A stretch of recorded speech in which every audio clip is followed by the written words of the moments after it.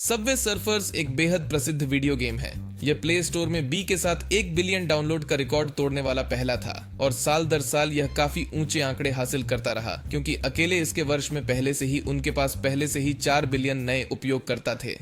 ये एक ऐसा गेम है जिसमें बर्बरता की प्रवृत्ति वाले स्केटर्स का एक समूह कुछ ट्रेन कारों की भित्ति चित्र बनाता है, जिसे एक पुलिस अधिकारी द्वारा खोजा जाता है जो उन्हें पकड़ने की कोशिश करता है और फिर भूमिगत मेट्रो के माध्यम से भागने की कोशिश करता है। आप जानते हैं सबवे, लेकिन जाहिर तौर पर सबवे सर्फर्स बहुत कुछ छिपाते हैं। जटिल कहानियों वाले पात्रों से भरपूर, फाइव नाइट्स एट फ्रेडीज की तुलना में अधिक सुसंगत समय रेखा और यहाँ तक कि विलियम एफर्टन स्तर का खलनायक, गुप्त एजेंसियों और समय यात्रा से संबंधित। सबवे सर्फर्स में कई लोग जो पहली चीज पहचानेंगे वह जैक का चेहरा है, जिसका पूरा नाम जैकब ब्रेसलर है, जो गेम का मुख्य पात्र है, जो सभी प्लेटफॉर्मों पर एक ही गेम के आइकन के रूप में दिखाई देता है। यह पता चला कि जैक वास्तव में एक लड़का है जो एक झगड़ालू माँ के साथ बड़ा हुआ, क्योंकि उसके पिता सिगरेट खरीदने के लिए दुकान पर गए और कभी वापस नहीं आए, या कम से कम यह जैक के विद्रोही रवैये और इस तथ्य से निहित है कि वह केवल कोनी को देखता है। श्रृंखला के एक एपिसोड में ब्रेसलर उनकी माँ। अरे मैं तो करीब करीब भूल ही गया था, सबवे सर्फर्स की एक एनिमेटेड श्रृंखला है जिसके बारे में मुझे इस वीडियो के निर्माण तक कोई जानकारी नहीं थी, और यह हमें मुख्य पात्रों का संक्षिप्त परिचय देने में सक्षम होने में बहुत मदद करता है। इसके अलावा हमें इसके बारे में बहुत सारे संदर्भ भी मिलते हैं। कहानी जैक के साथ हमारे पास ट्रिकी भी है, जिसका असली नाम बीट्राइस फेयरचाइल्ड है। वह एक उच्च वर्गीय परिवार से आती है और उसकी माँ बहुत परंपरावादी और सख्त है। उसके साथ परेशानी में पड़ने से बचने के लिए बीट्राइस समय समय पर नृत्य करती है, लेकिन उसका असली जुनून अपने स्केटर दोस्तों के साथ भित्ति चित्र प्रशिक्षण के लिए जाना है। फिर फ्रेश हार्पर है, जो सबसे सरल है। वह अपने परिवार के साथ एक अच्छा जीवन व्यतीत करता है। जाहिर तौर पर उसे कोई समस्या नहीं है और वह जहाँ भी जाता है अपना स्टीरियो, जिसे वह बूमी कहता है, ले जाना पसंद करता है। उनकी एला नाम की एक बड़ी बहन भी है, जिसे आप गेम की बेस स्किन से फ्रीजी के रूप में याद कर सकते हैं। अंत में हमारे पास समूह में से एक अनोखा व्यक्ति है, युतानी रोडमैन, या सिर्फ युतानी।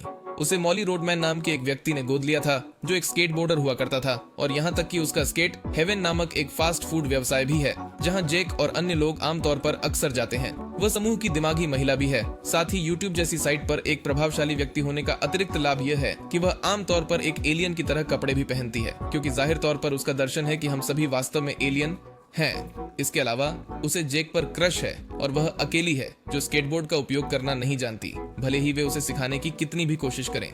सामान्य तौर पर समूह अपनी सैर के दौरान परेशानी में पड़ जाता है, क्योंकि टेड लुत्ज लगातार उनका पीछा करता है, जिसे कई लोग केवल गार्ड या चौकीदार के रूप में जानते हैं। और यद्यपि वह सबवे सर्फर्स के मुख्य प्रतिद्वंद्वी की तरह लग सकता है, वह वास्तव में है नहीं, करीब भी नहीं।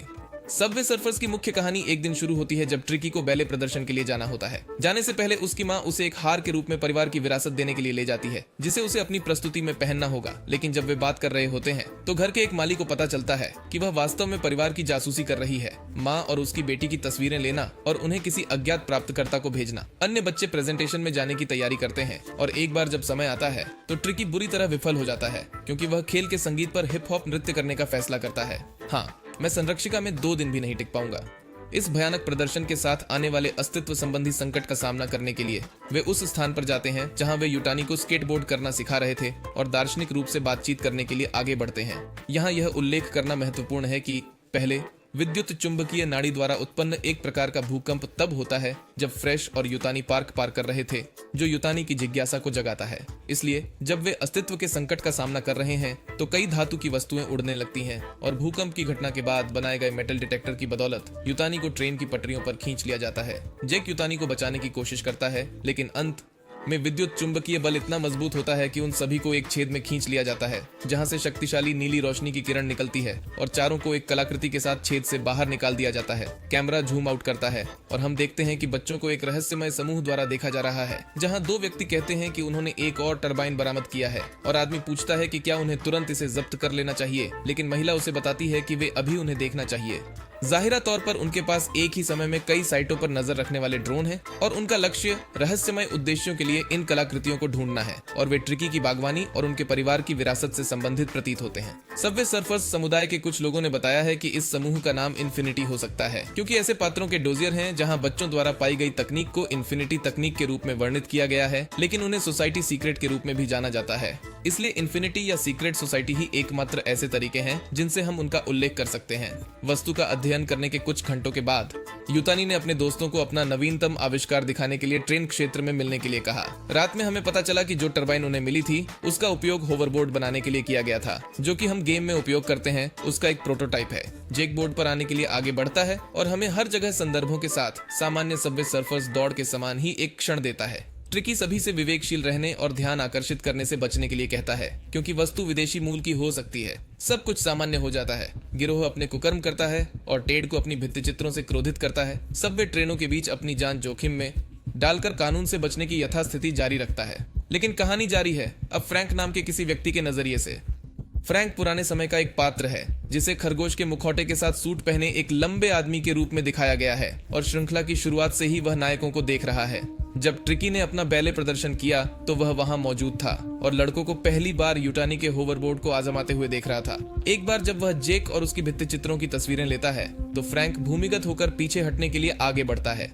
इन्फिनिटी प्रतीक के साथ एक दीवार पर पहुंचने पर वह एक गुप्त पैनल निकालता है जहां हम युटानी द्वारा खोजी गई एलियन टरबाइन के समान एक और कलाकृति देख सकते हैं। और ठीक है, बस देखो क्या होता है, इसे समझाना कठिन है।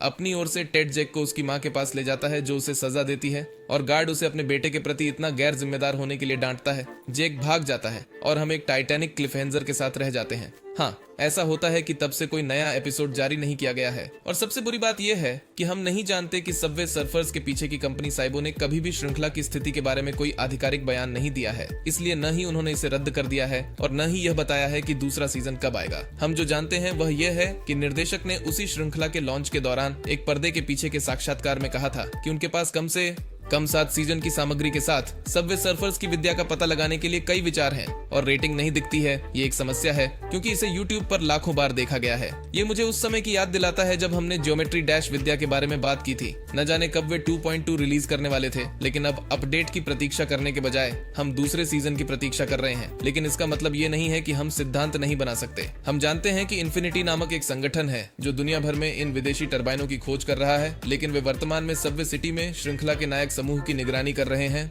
इतना ही नहीं, श्रृंखला के साथ जारी किए गए डोजियर के लिए धन्यवाद। हमें पुष्टि की गई है कि ट्रिकी का हार कथानक के लिए महत्वपूर्ण है और वह और जेक दोनों इन घटनाओं से जुड़े होने के कारण इन्फिनिटी के लिए प्राथमिकता वाले उद्देश्य हैं। फ्रेश केवल समूह के साथ अपने घनिष्ठ संबंध के कारण मध्यम प्राथमिकता वाला व्यक्ति है, लेकिन विदेशी प्रौद्योगिकी से सीधे जुड़े बिना और युटानी के पास अपने बौद्धिक स्तर के कारण अत्यधिक प्राथमिकता स्तर है। दिलचस्प बात यह है कि उसकी उत्पत्ति के बारे में बहुत सारी जानकारी गुप्त लगती है, यहाँ तक कि एजेंसी के लिए भी, जो उसे हमारे लिए और भी दिलचस्प बनाती है और मुझे मूल गेम में अनलॉक करने के लिए सबसे कठिन पात्रों में से एक से कुछ भी कम की उम्मीद नहीं थी, घंटों घंटों तक अत्यधिक पीसने के साथ। मुझे कुछ जोड़ना चाहिए कि श्रृंखला में हमें युटानी के कई गैजेट्स के आविष्कारक होने के बारे में सुराग दिए गए हैं, जिसमें होवरबोर्ड सबसे स्पष्ट है, इसलिए वह सिक्का चुंबक जैसी इन गेम वस्तुओं की निर्माता भी हो सकती है। सुपर स्नीकर्स और जेट पैक। समाज के विषय पर लौटते हुए, हम वास्तव में नहीं जानते कि इसका उद्देश्य क्या है, किनारे पर रहने से परे, लेकिन सर्फरों पर निगरानी के साथ कुछ ऐसा जो श्रृंखला और डोजियर में भी निहित है। वह यह है कि फ्रैंक उनके जैसी तकनीक का उपयोग करने और उन्हीं कलाकृतियों पर कड़ी नजर रखने के बावजूद जिनमें इन्फिनिटी की रुचि है, ऐसा लगता है कि वह उस संगठन में नहीं है। यह तब और अधिक ध्यान देने योग्य हो जाता है जब आप फ्रैंक के डोजियर को देखते हैं, क्योंकि आपको इस चरित्र के बारे में सारी जानकारी देने के बजाय स्क्रीन रुक जाती है और हम देखते हैं कि कैसे फ्रैंक स्वयं अपने डेटा तक पहुंचता है, उससे जुड़ी हर चीज को हटा देता है, इन्फिनिटी की निगरानी से बचता है और डालता है टेबल की शायद वे दुश्मन है।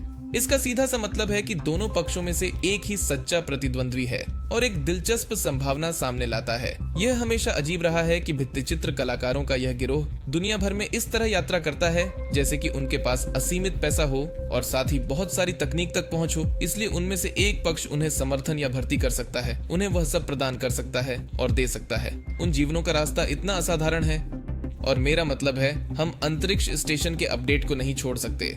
जहां हम एजेंसी प्रौद्योगिकी से भरे अंतरिक्ष स्टेशन पर जाते हैं, यह सुझाव देते हुए कि यह वही एजेंसी थी जो उन्हें वहां ले गई थी, या गुप्त समाज। इस बिंदु पर और उस विचार को ध्यान में रखते हुए सब कुछ इंगित करता है कि फ्रैंक असली खलनायक होगा, लेकिन फ्रैंक कौन है या क्या है? खैर, हालांकि हम उसके बारे में सीधे तौर पर लगभग कुछ भी नहीं जानते हैं, फिर भी कुछ चीजें हैं जो हमें अधिक संदर्भ दे सकती हैं। सबसे पहले लोकप्रिय संस्कृति में अन्य खरगोशों के कुछ जिज्ञासु संदर्भ हैं, जिनकी शुरुआत एलिस इन वंडरलैंड में दिखाई देने वाले सफेद खरगोश से होती है। सबवे सर्फर्स में ऑक्सफोर्ड मानचित्र के ट्रेलर में गेम के पात्रों द्वारा कैमियो के साथ कई अंग्रेजी किताबें दिखाई देती हैं, और उनमें से हमारे पास फ्रैंक और वंडरलैंड है, जो लुइस कैरोल की पुस्तक का स्पष्ट संदर्भ है। यह दिलचस्प है क्योंकि उस कहानी में जो खरगोश दिखाई देता है वह समय की अवधारणा से जुड़ा एक पात्र है। लुइस कैरोल के मूल काम में खरगोश वंडरलैंड नामक एक वैकल्पिक दुनिया से आता है, और ऐसा लगता है कि वह हमारे साथ साझा करना चाहता है कि अनंत काल वह स्थान नहीं है जहां आप पहुंचते हैं, बल्कि एक आयाम है जो मजाकिया क्षणों में प्रकट होता है। और आयामों की यह अवधारणा आज के वीडियो के लिए काफी उपयोगी हो सकती है, क्योंकि यह लोकप्रिय सिद्धांत का समर्थन करती है कि फ्रैंक इस आयाम से नहीं बल्कि एक वैकल्पिक आयाम से आता है, और अपनी ट्रेन छूट जाने के कारण वह अपने घरेलू आयाम में लौटने में असमर्थ है। मूल इसके अलावा यह स्पष्ट प्रतीत होता है कि वह भी एक हैकर है, क्योंकि उसने खरगोश के अप्रैल फूल में सामान्य गेम के सिक्कों को खरगोश के सिक्कों के लिए बदल दिया था, और जाहिर तौर पर उसने गेम का नियंत्रण भी ले लिया है और बहुत ही संदिग्ध अधूरे बाइनरी संदेश भेजे हैं जो दोहराए जाते हैं अर्थहीन पाठ के एक समूह के बीच फ्रैंक शब्द। फ्रैंक की दूसरी प्रेरणा स्पष्ट रूप से डॉनी डार्को फिल्म का खरगोश है, जो खरगोश की पोशाक में एक लड़का है जिसका नाम फ्रैंक भी है। वैसे डॉनी डार्को के लिए मीडियम स्पॉइलर। उस फिल्म में फ्रैंक एक ऐसा चरित्र है जो हेरफेर किए गए मृत असाधारण प्राणियों से संबंधित है, जो प्राथमिक ब्रह्मांड के पतन को रोकने के लिए समय सीमा को सही करने के लिए जिम्मेदार है। आप देखिए, डॉनी डार्को के पास समय यात्रा के बारे में एक बहुत ही दिलचस्प दर्शन है। और वैसे स्पॉइलर, जहां कभी कभी प्राथमिक ब्रह्मांड के स्पर्श रेखा ब्रह्मांड का निर्माण होता है, और यह आमतौर पर बहुत अस्थिर होता है क्योंकि इसे पहले स्थान पर मौजूद नहीं होना चाहिए। यह स्पर्श रेखा ब्रह्मांड कुछ विसंगतियों के कारण उत्पन्न होता है, जो पहले से स्थापित घटनाओं के संबंध को बदल देता है और वैकल्पिक ब्रह्मांडों की समाप्ति तिथि का कारण बनता है। समाप्ति विलुप्त होने से पहले केवल कुछ सप्ताह तक चलती है, और एक बार जब वे चले जाते हैं तो प्राथमिक ब्रह्मांड सामान्य स्थिति में लौट आता है। अधिक स्पॉइलर में जाने के बिना, प्राथमिक ब्रह्मांड को पुनर्स्थापित करने के लिए भी एक कलाकृति की आवश्यकता होती है, और एक चुने हुए व्यक्ति को जीवित रिसीवर कहा जाता है, जो उस कलाकृति को समय रेखा तय करने के लिए प्राथमिक ब्रह्मांड में भेजने का प्रभारी होता है। यह सब बहुत भ्रमित करने वाला लगता है, लेकिन अगर डॉनी डार्को का फ्रैंक सबवे सर्फर्स के फ्रैंक के लिए एक प्रेरणा के रूप में कार्य करता है, तो इसका मतलब है कि फ्रैंक की समय रेखा को सही करते हुए हेर फेर किए गए मृतकों के समान भूमिका हो सकती है। ये लोकी के टीवीए के समान ही होगा। अब मैं इसके बारे में सोचता हूँ, लेकिन मुद्दा यह है कि फ्रैंक सबवे सर्फर्स टाइमलाइन पर नजर रख सकता है, जिससे ऑर्डर लाना आवश्यक हो जाता है, चाहे वह अधिक अच्छे के लिए ऑर्डर हो या एक इससे उसे ही लाभ होता है। आखिरकार उसके पास बहुत ही अजीब तकनीक तक पहुंच है, और उसकी आंखों की हरकतों को देखते हुए उसका मुखौटा निश्चित रूप से एक सामान्य मुखौटा से कहीं अधिक है। और तर्क की इस पंक्ति को जारी रखते हुए यदि हम खेल को संदर्भ के रूप में लेते हैं, तो इतिहास के कुछ अंशों में से एक जिसे हम एकत्र कर सकते हैं वह यह है कि सबवे सर्फर्स की 10वीं वर्षगांठ के दौरान सुपर रनर्स नामक एक कार्यक्रम भविष्य की थीम के साथ जारी किया गया था। विशेष रूप से यह सुपर रनर्स के वर्ष में होता है, जहां फ्रैंक दुनिया पर नियंत्रण करने में कामयाब हो गया है, और सुपर रनर्स ट्रेन की पटरियों पर अपनी अंतहीन यात्रा पर उससे लड़ रहे हैं, जिसमें हर 5 सेकंड में स्क्रीन पर फ्रैंक को दिखाया जाता है। इस दुनिया में एक अधिकार, हम इसे एक बुरे अंत के रूप में देख सकते हैं, जहां फ्रैंक ने अपना लक्ष्य हासिल कर लिया और भविष्य में दुनिया को नियंत्रित किया। इसके अलावा यदि हम उनके हटाए गए लक्ष्यों की सूची पर एक नजर डालें, तो हम समय यात्रा के अधिक संदर्भ देख सकते हैं, जैसे कि बिफ टैनन बैक टू द फ्यूचर के पात्रों में से एक, साथ ही जॉन कॉनर टर्मिनेटर के नायकों में से एक, और किसी कारण से गद्दा कांग भी है। उत्तरार्ध उन लोगों द्वारा समय यात्रा सिद्धांतों का संदर्भ हो सकता है जो क्रैंकी कांग और गद्दा कांग जूनियर के बीच अंतर नहीं समझते हैं, या इस तथ्य के लिए कि मारियो टेनिस जैसे खेलों में गद्दा कांग जूनियर एक छोटे और वयस्क के रूप में है उसी समय। यदि आप मुझसे पूछें तो समय यात्रा का स्पष्ट प्रमाण, यह सब एक स्पष्ट संकेतक की तरह लगता है कि फ्रैंक समय यात्रा से बंधा हुआ है, और जिस ट्रेन से वह चूक गया था वह उसे उसके समय या आयाम में वापस ले जाने वाली थी, लेकिन अब वह सबवे सिटी में वर्तमान में जैक के कारण फंस गया है। इससे वह सर्फर्स का सामना करता है और जैक को खत्म करना चाहता है ताकि वह अपनी टाइमलाइन रीसेट कर सके। और यद्यपि हम इस सिद्धांत में बहुत गलत हो सकते हैं, उस भावी भविष्य के स्तर मुझे इस बात का काफी निर्णायक प्रमाण लगते हैं कि श्रृंखला का इतिहास शुरुआत में कहां जा रहा था, जिसका अर्थ है कि एक दशक से अधिक समय तक टेड लॉज द विजिलेंटे एक खराब ढंग से बताई गई कहानी का खलनायक रहा है। और यदि साइबोट इस वीडियो को देख रहा है और इसका उपयोग दूसरा सीजन बनाने के लिए करने का निर्णय लेता है, तो उसे हमें रॉयल्टी का भुगतान करना चाहिए, क्योंकि हमने अभी उनके लिए पूरी कहानी हल की है। हालांकि मैं अभी भी पता नहीं है कि वे फ्रैंक किट के अस्तित्व या अंतरिक्ष स्टेशन पर ब्लेड्स ऑफ ब्रिम राक्षसों की उपस्थिति की कहानी को कैसे समझाएंगे, लेकिन ये मेरी समस्या नहीं है। तब तक मुझे आशा है कि आपको ये वीडियो पसंद आया होगा। अगर पसंद आया हो तो इसे लाइक करें, इस तरह के और वीडियो के लिए सब्सक्राइब करें और अगले वीडियो में मिलते हैं।